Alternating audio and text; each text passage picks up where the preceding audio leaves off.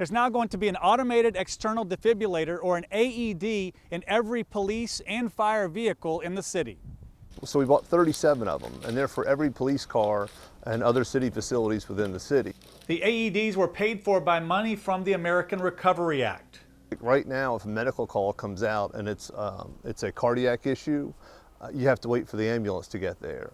Or if there's a fire truck in the area, the fire truck has to go. First responders were being trained on the AEDs today. You put the leads on, and then it checks to make sure if your heart's out of rhythm, and then it will shock you back into rhythm. And so remember the old paddles they would shock people in? This is a fancy version of those paddles.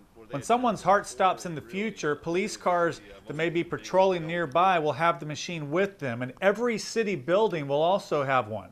So if there's a cardiac issue, they can show up, and these things are really self-explanatory, and they'll talk you through it, and they'll shock someone back into getting their heart back in rhythm. While the city has not seen an increase in cardiac cases, they believe these AEDs will lead to some patients who in the past may have died surviving a future similar heart problem. From what we've seen, there's other places in the country where they've tested these things and put them out in a similar fashion, and you're saving lives, and that's just huge. Today was the last day of training, so now everyone has been trained to use those AEDs when needed. In Hanahan, I'm Raymond Owens. Count on 2.